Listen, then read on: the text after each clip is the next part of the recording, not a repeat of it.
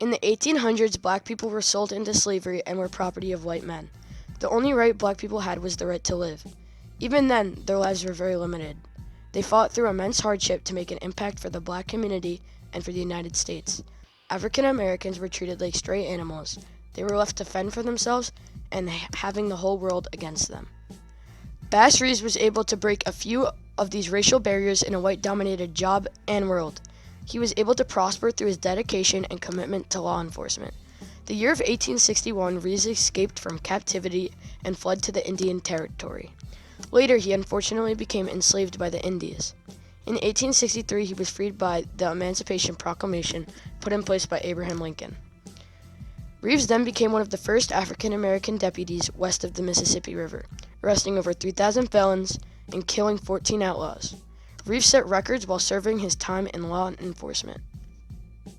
He believed that every man and woman should feel safe at all times.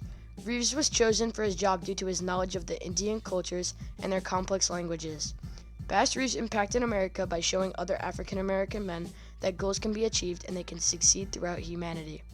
Bass Reeves was an icon because he endured through slavery after being born into the tragedy in the first place, later finally escaping and then being taken into slavery by 3 Indian tribes, and later becoming a deputy protecting the racist and segregated people who enslaved him, raped his mother, and put him to unpaid work for a majority of his life.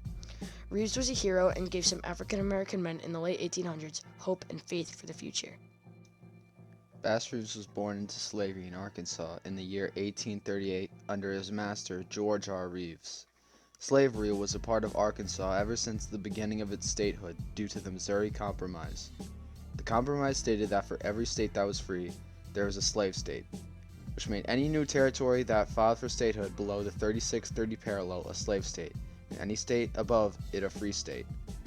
This compromise shaped the borders of the future American Civil War. As a young man, he moved to Paris, Texas, with his owner George Reeves along with his other slaves and spent their time there until the outbreak of the Civil War. When the war broke out between the Confederacy and the Union, George Reeves was put into service as a colonel in the Confederate Army and was stationed in Arkansas near the border of the Indian Territory. George forced Bass with him to the front lines.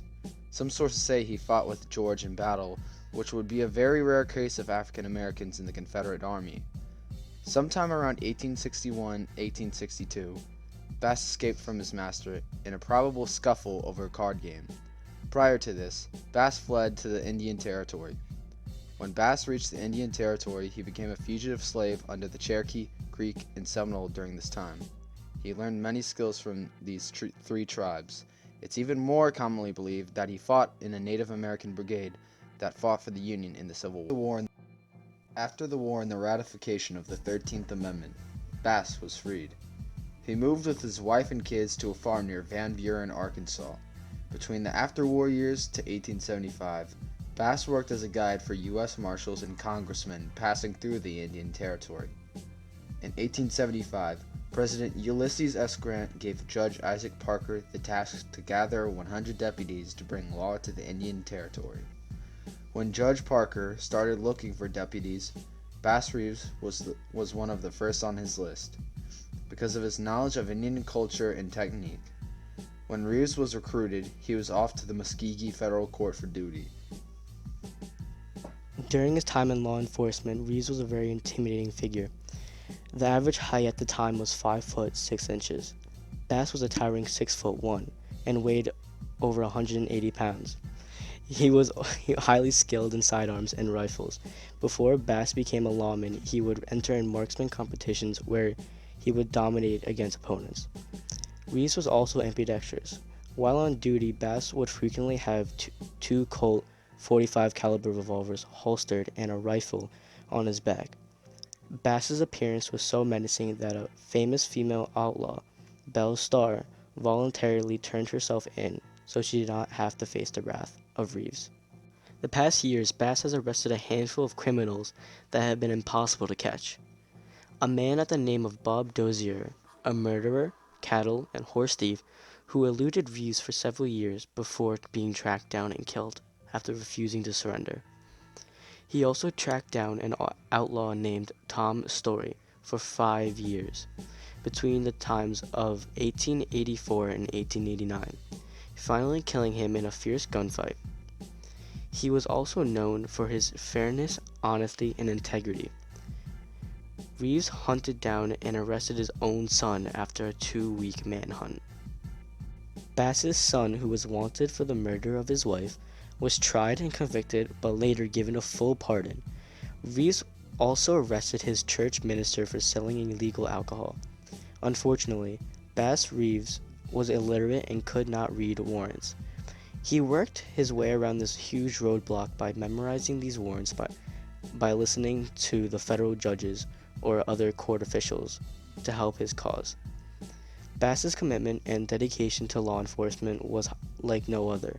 He felt so strong about fixing this broken system that he had to make it his duty to make things right. Examples of many different backgrounds coming together to celebrate the life of a man dedicated to protecting the United States. Bass Reeves retired as a deputy in 1903. He was soon after hired as a sheriff for the city of Muskogee in the new state of Oklahoma. When patrolling through the city, he would have a sidekick that would hold holsters and belts with revolvers and ammo. Also, during his time as sheriff, no crime was reported in the city of Muskogee under the eye of Bass Reeves. Bass Reeves died in Muskogee on January 12, 1910. Many of Bass's colleagues, the people of Muskogee, Native Americans, African Americans, and white people, overall hundreds of people attended Bass's funeral. All citizens of different ethnicities treated Reeves with respect and dignity throughout his well-worth life. Bass was one of the very few African Americans that were successful during Jim Crow. Reeves went through great lengths to achieve what was thought to be a hopeless dream. Bass started at the bottom of the social spectrum in America as a slave, and then he worked his way up to becoming one of the most prolific lawmen of the Wild West. Bass was a figure of what law enforcement could potentially be in America. It would be several years until the black community were ever permitted to enter law enforcement. Ever since then, African American citizens have broke similar barriers in order to make America a better place.